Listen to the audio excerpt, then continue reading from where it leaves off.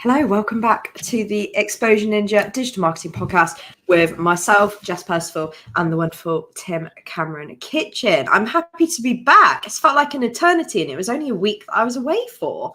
But I've missed everyone. Hope everybody's well. Hope you're well, Tim. I am well. We've missed you too, Jess. It just Aww. hasn't been the same. It's like when the cloud goes over on the sunny day and you just long for the sun to break through the clouds. Here we are. You're back. All is well. I'm very sorry. I'm very sorry if anybody missed me, but I was at Disneyland, and that was, sometimes you just gotta go to Disney and not do your digital marketing podcast. I could have done it from Disney, but it would have been quite the experience. Would have felt like a news reporter or something. Anyway, today we are talking about how to do B2C marketing that crushes in 2024. So previously we did a podcast about B2B specifically. This is going to be B2C, but there's lessons here for everyone, right? It's not just going to be for B2C businesses. If you're B2B and you heard that and you're like, this isn't for me, please stick around, because it's really important for your creativity to hear stuff outside of your niche. I think it makes like a huge difference and can help boost your creativity in like a really big and important way. And the first thing we want to talk about sort of heading into 2024 is big changes coming to search engines. Tim, I know you're very AI forward. You're very passionate about all this. What do you have to tell us about the changes that are coming to Google search and just, I suppose, all search engines in general in 2024? Well, I feel like this is also, it's a period of change in digital marketing that we haven't really seen before. We've got, yes, there's huge changes in search, but there's also massive changes in paid, not least because of AI and most of the paid tools bringing AI in. We've got changes in how marketing assets are created thanks to AI. We may have changes in business models of some publishers if AI continues to, go in the direction that it's going. We've got changes in tracking with, Google Privacy Sandbox and all of the fighting between Apple and Google about who can appear to be most privacy focused whilst keeping as much customer data for themselves. This is a time when being a digital marketer means that you sort of have to be hooked into what's going on in the world of digital marketing. And for the last 10 years or so, it's been relatively static. Yes, we've seen platforms come and we've seen platforms go, but I don't think that there's been the level of change that we're expecting to see over the next couple of years. And search is just one aspect of that, with Google teasing its SGE, search generative experience, the AI results inside the search page, which we're expecting to see rolled out, depending on where you're based, like late this year or early next year. We don't really know how many people are going to use it. We don't know what final form it's going to take, but we do know that Google is incredibly bullish and believes that this is the future of search.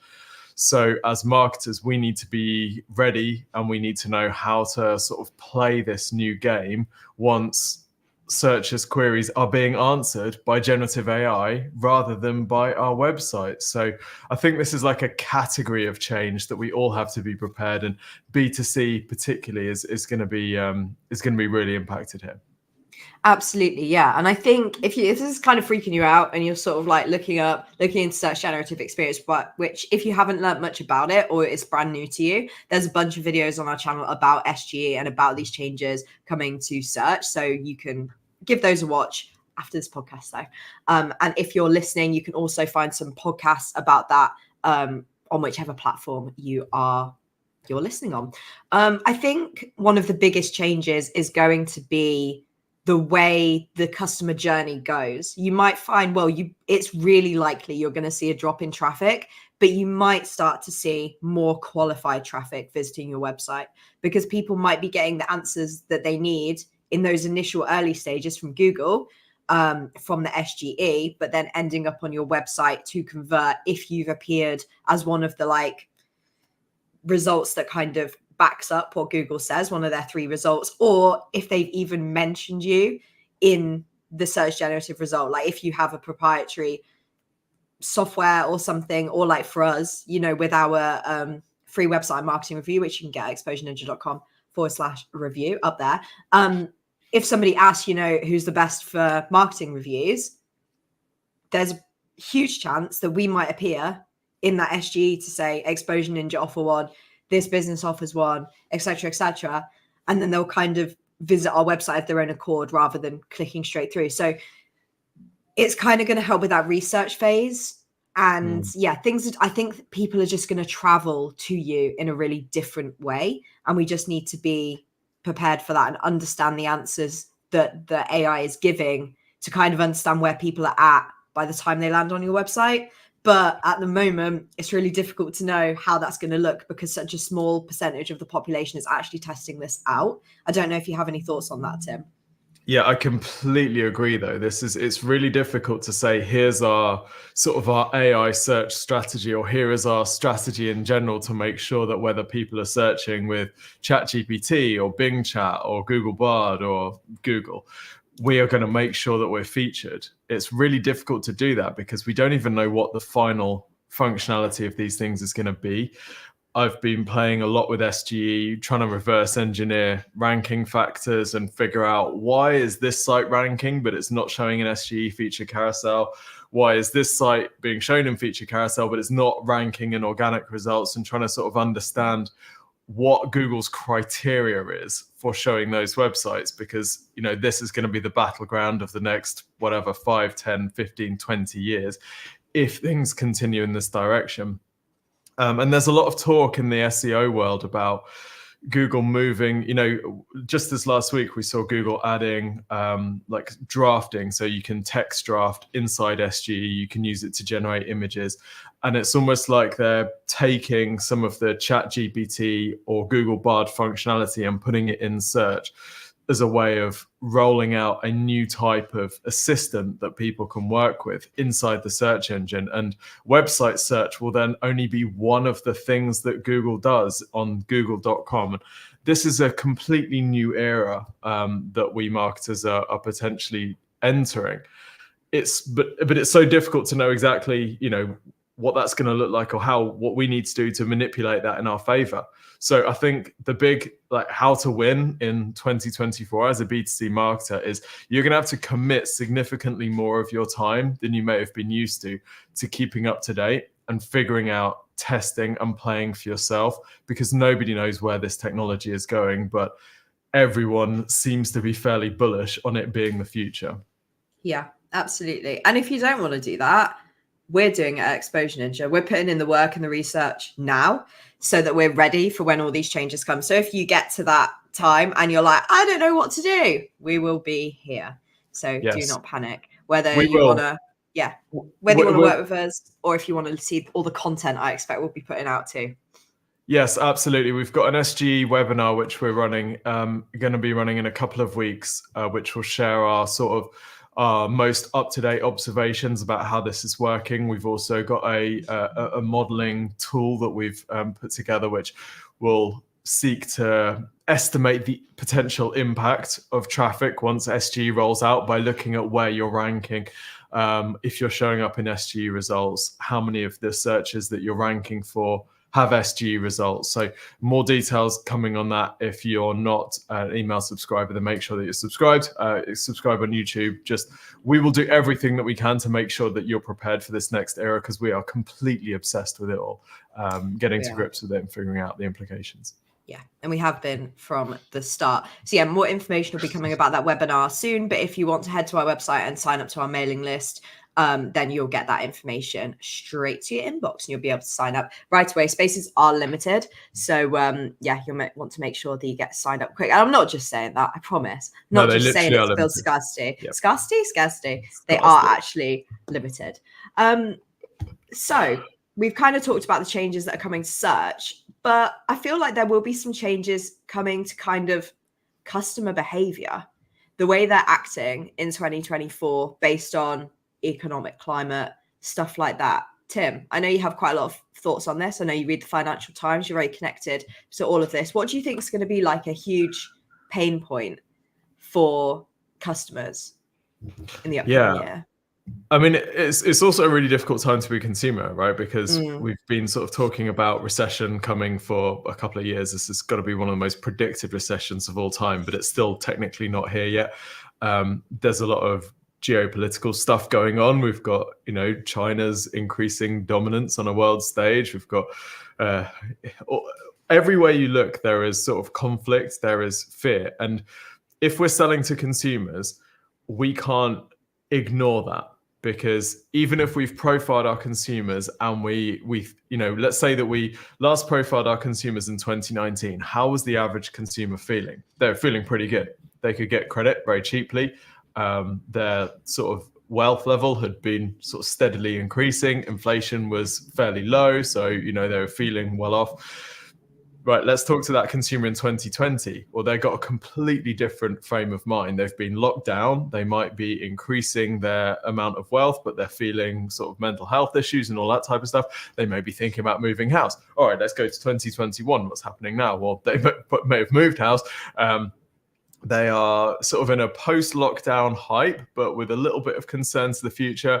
Inflation starting to improve. 2022, all right, things are starting to get a little bit sticky now. We've got cost of living, we've got inflation really taking off. 2023, now we've got wars and all this type of stuff. 2024, who knows? The point here is that if you last profiled your customer like 4 years ago, that customer may be the same person, but what's going on in the conversations they're having in their head are completely different. So if you're still marketing to them in the same way, if you're still presenting your products or services in the same way, there's a chance that that consumer is not there anymore. They're over here. And, we've seen most of the large B2C brands evolve their marketing messages, the things that they're emphasizing, the USPs in a way. We've seen them evolve that over that period of time. But I think for listeners who are listening or watching this, have you done that same thing? When's the last time you actually checked in with your customers to see how they're feeling and how you can realign what you're selling to where they're at now? Yeah, I think that's such a fantastic point. The world has changed so much, and it's very easy to think, well, we already did that. We already know who our customers are. We already know what they care about. We know about their pain points. But realistically, they're totally different people now. And you really need to tune into that. And I want to add as well, even if there isn't a pandemic and all these other wild things that happened in the past few years, if you're thinking about brand loyalty, like while Tim was talking there, I was thinking about, my younger sisters and how much they've changed in the past few years and the kind of things that they're interested in. Have a really younger sister, 13, who loves designer clothes, but she doesn't have that designer clothing income. So places she looks to is like Vinted and stuff. And, there's all these different things about how these, people who are younger and have maybe are growing up, how you can still keep them connected with your brand. Or even if you've got, customers who have started a family, things like that. You might find that a bunch of your customers kind of go through the same life transition at the same time. That doesn't mean that they're not your customers anymore. Just might mean that you need to kind of pivot a little bit, or maybe you are targeting the wrong people. You are still targeting a bunch of families when you should be targeting like young singles, and that's just totally the wrong kind of person to be targeting. So I think, even if there's not, basically what I'm trying to say is do this quite often, do it every 2 or 3 years, just to make sure, even if there hasn't been some wild thing happen in the world, it's still important to keep an eye on this. What can people do, Tim, if they've once they've done this, if they realize that their customers, want to spend less and are kind of sort of cracking down on their spending? What are some ways? Because not everybody wants to discount their products massively or make their products cheaper and just totally destroy their margins. Like a lot of businesses, their costs have gone up too. They can't afford to make things cheaper. So how can you kind of help your customers still buy from you? How can you encourage them? I think it's a really good question. Blake in the chat has said, what are the top three hard and soft skills that a digital marketer should acquire for 2024 and beyond? And I think this is one of them. It's that process of, I guess, recalibrating to your audience and viewing your products or services from their perspective. So, I mean, some of the things that we're seeing are, higher ticket consumer things. Maybe customers are a little bit more hesitant about going straight ahead with them. So if there's any way that you can offer an intro offer, or I think of things like portion sizes. So, I mean, literally in the supermarket, you will see portion sizes shrinking in order to keep price points sort of where they were as input costs have gone up. And I think that's a lesson that lots of businesses can take, even if they're not actually selling like literal portion sizes. It's whether, what's the minimum entry point that you're offering your customers, and how do you keep that fairly stable if they're feeling financially squeezed? Another way of thinking of this is, payment plans and subscription offers. Subscriptions have been a really great learning from what I'd think of as the D2C era, that you can actually sell loads of products via subscription that you may not have thought about. And we see this in B2C service as well. So for example, near me, there's an aesthetics clinic, and they sell their customers on a monthly subscription, because the one-off cost of, whatever treatment they're offering, some like facial peel or whatever, the one-off cost can feel quite high. But if you get someone on a subscription over a year and they get a number of these treatments per year, it's a way for these consumers who might be feeling financially pressed to say, well, I can effectively split these payments, and it's great for the clinic as well, because they get this recurring income. They're not worried about, how much are we going to make this month or whatever, because they've got, right, we know that we've got however many 1,000 of these subscribers paying, 75 pounds a month or 100 pounds a month or whatever it might be. That's like starting point fixed income for them, or effectively fixed. Which can be reassuring and can help their business plan and help their business plan different costs. So I think, it's about reviewing what your products are and seeing if you've either got a cheaper, lower cost, lower commitment version of it, or allowing people to spread payments and, split things up into a subscription, which actually works for both sides. Yeah. Definitely. By the way, if you're watching this live video and we don't respond to your comment, it's just because we are recording like the podcast live, which you can watch over on our YouTube channel. It's normally every Tuesday at 12 p.m, but today is a Wednesday because we just like to mix things up. But yeah, if we respond to your comment, there's nothing against you. It's just to keep the flow nice. Sort of talking about the kind of making sure that you're still getting customers even during this time. So of course I found an excuse to talk about my trip to Disneyland, but I think it's actually a hot topic right now. A lot of the kind of Disney influencers and YouTubers are complaining that the prices have been increased at Disney. Now, I was there recently. Everywhere they're improving stuff. They've got construction happening. They're doing all this amazing stuff. And I'm like, I understand. I feel like it's very clear to me why they're increasing their prices, because I can see that I'm going to be getting a better experience. They're very open about this on their social media platforms. They're building a whole new Frozen themed land. And even though, yes, when you're at the park, it's kind of hidden from you, they're also very open about what they're building. So I can kind of look at the price of my trip and think, yeah, well, next time I come, this is going to be really exciting and really fun, because I'm going to be able to have this, and I don't mind paying more because I'm getting more. And I think it's really important to stress kind of those sorts of things. If you are improving things behind the scenes and you are having to increase prices, make it clear why. And people, especially loyal people, are going to be more accepting than you think they will be. And I think just honesty is key. Like, I know other theme parks in the UK, they don't really offer anything new and they keep everything hidden. They do all their work in the off season. Whereas Disney, it feels like they're very open about all the work they do. And so then you feel like, okay, that's where my money is going. So yeah, I think there's all sorts of different ways that you can sort of improve this, for sure. I don't know if you have any examples, Tim. I'm trying to think of one. Mike has just asked a great question. This is the crux of selling in 2024. How do you compete against the number one rival who is always at the top of the search? Their USP is cheap. Cheap isn't quality, but consumers are price conscious. I think it does go back to what you've been talking about there, Jess.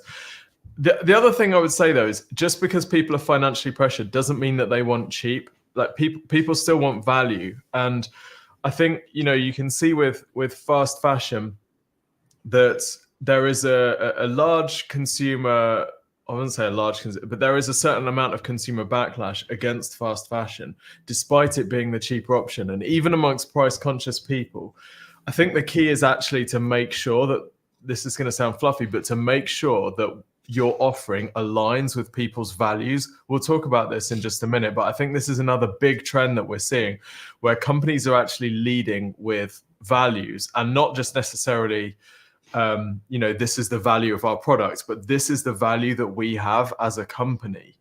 And they're trying to align with an audience that shares those same values. So I think that's a tool that we're going to see used more and more in the coming months as businesses struggle to differentiate. They struggle to become the cheapest. They're actually just saying, look, this is the type of people that we are. We're looking to sell to this type of people, or people like this who have these values. Come and shop with us. And that's something really interesting. I can't recall seeing it to the extent that I'm seeing it now. So there's a great Nationwide TV ad out at the moment. Nationwide is a bank or a building society in the UK. And the ad essentially shows some like totally stereotyped corporate guy walking in, like strutting around saying, I'm going to have this big corner office and we're going to shut that off, that bank branch downstairs because we don't need that. That's a waste of space. I want to take the money. And it's a complete caricature. And obviously it's totally inaccurate. But banks are shutting their branches because they're just not financially viable, not because the executive in the corner office wants that money and they're just being selfish and greedy. But they're tapping into that public sort of suspicion and distrust.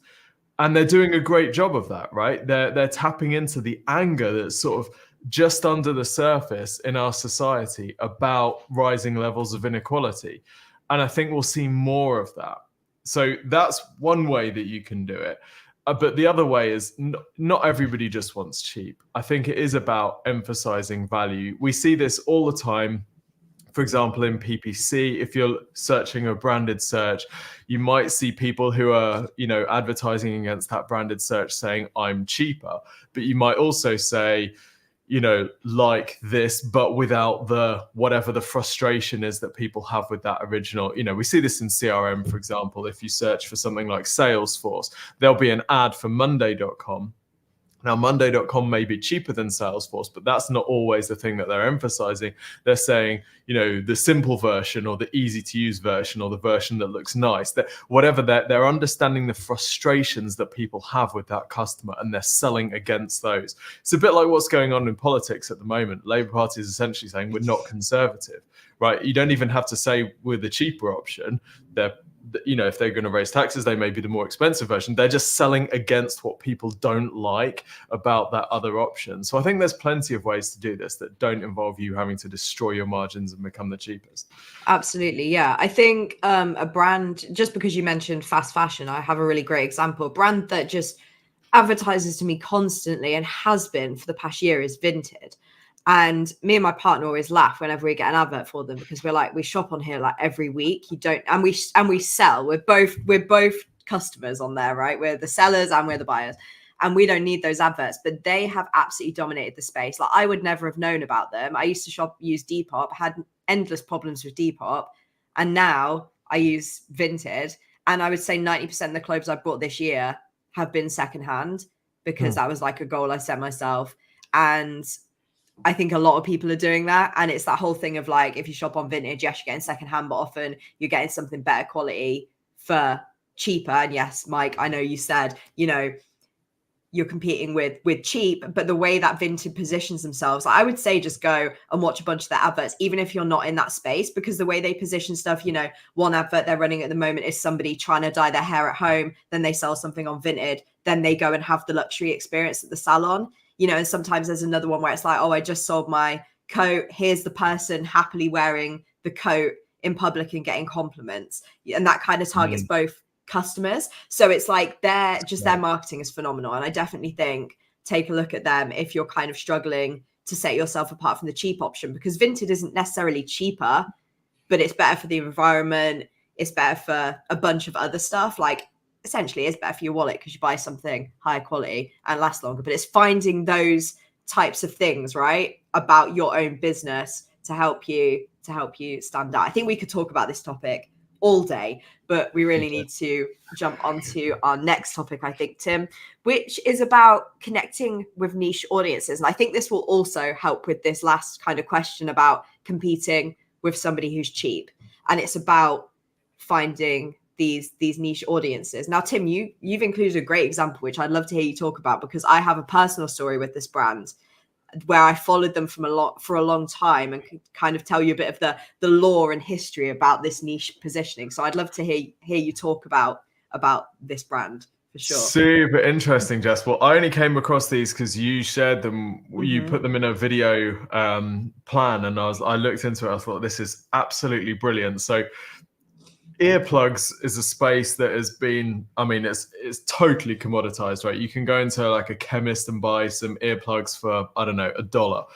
That is a solved problem and has been a solved problem for so long. And then I don't know how recent it's been, but you've got Loop earplugs that has come out, which is essentially selling like $30, $40, $50 earplugs.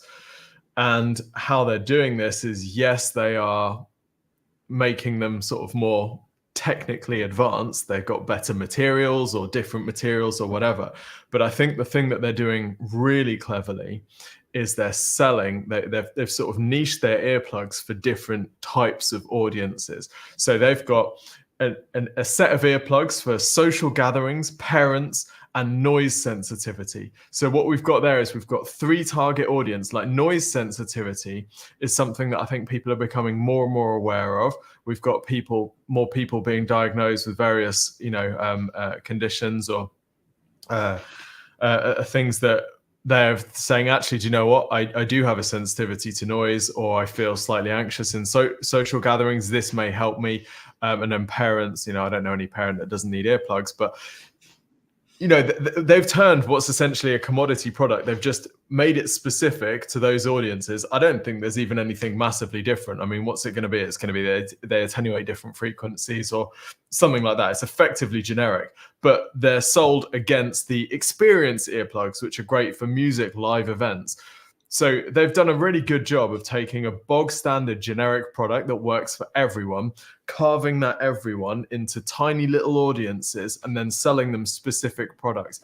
And because those products, the messaging can be really tailored to that tiny group of people, you do a much better job, you get a much higher conversion rate there, and you can sell that product for a much higher price, because they feel like this is exactly for me.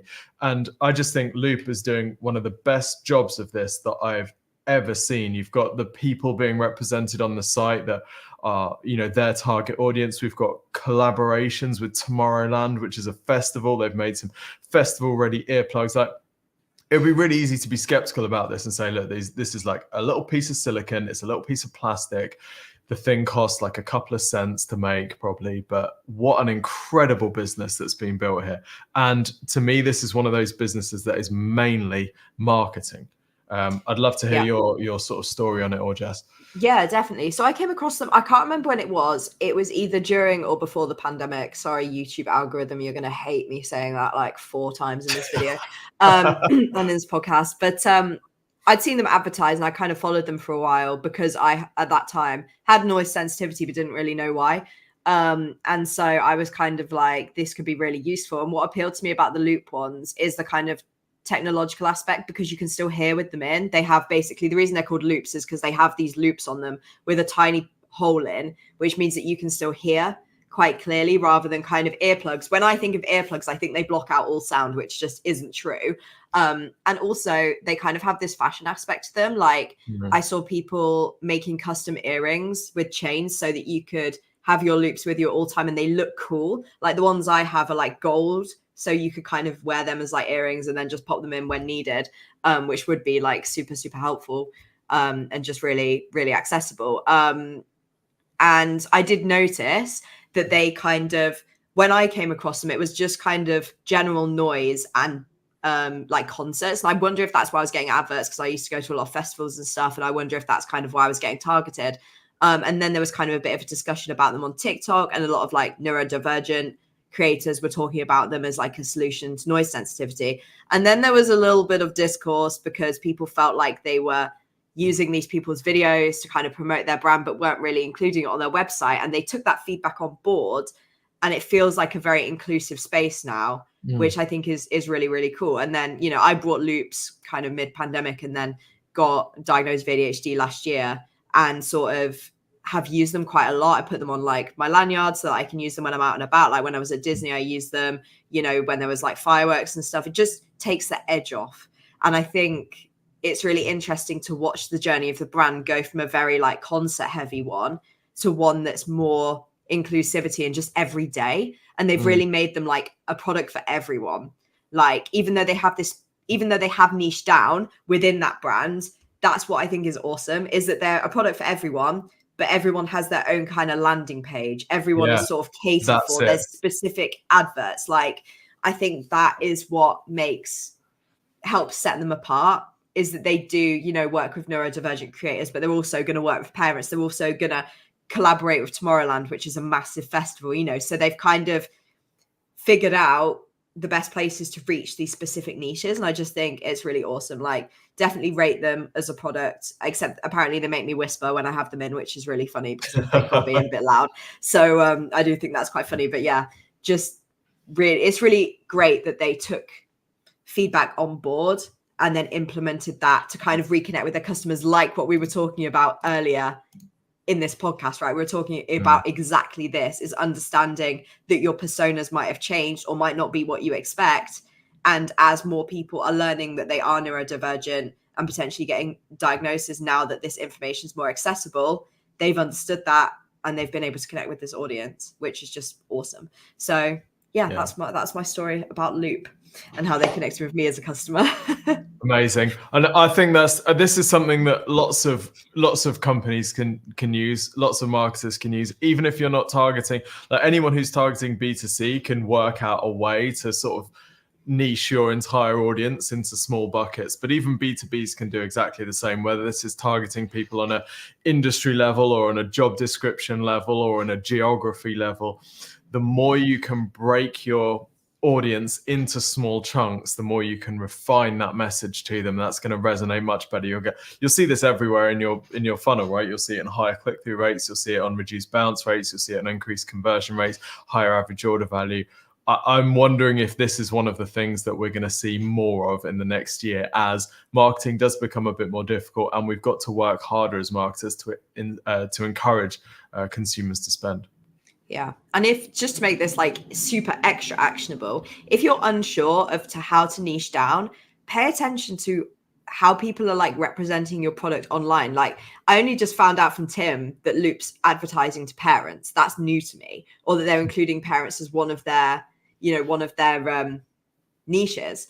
And I can imagine that's because somebody who maybe bought Loops for a different reason has now had a kid or is working in, like, I don't know, one of those wild soft play areas that seems to just be full of shrieking, and has left a review or something saying this is amazing for X. And you might be like, I did not know that my audience was using this. Like, I think Crocs are another great example too. I noticed, especially during the pandemic, they had a massive push for medical workers because they're so easy to clean, so easy to, like, you know, keep high levels of hygiene. They're comfy for people who are on their feet all day, and they really niche down. I think on their website they have a page that's specifically dedicated to medical workers, and you know, they have like navy, all the products are navy and black. Like, it's just, you know, great.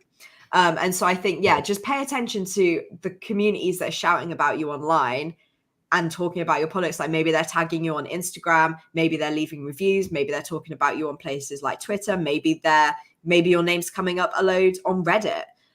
There's all sorts of different things and like little life hacks that people might be using your products for that you just didn't realize. People are creative. They're very, very creative. So yeah, definitely worth thinking about that for sure. Love it. Cool. Anything else to add, Tim, before we wrap up for today? No, be bold. Be bold, be interesting, and also keep an eye out for the Search Generative Experience webinar that we've got coming up in a couple of weeks. Sign up to our mailing list if you haven't already to get information about that, and you'll also get information about new podcasts and videos. We will never send you spam, and we put a lot of love into our emails to make them super interesting and super helpful. Also, if you haven't already, request a marketing review at exposureninja.com/review. Get a 15-minute review from a person, not a bot, about your website and your marketing, and an actionable list of priorities, things that you can improve to get results right away. Perfect. if that's everything we've got today, we shall see you all next week. Have a fantastic week, and we will be back on Tuesday, I expect, at 12 p.m. If not, just keep an eye on our YouTube, be subscribed, and put notifications on so you'll see when our new videos are coming up. See you soon, everyone. See you soon.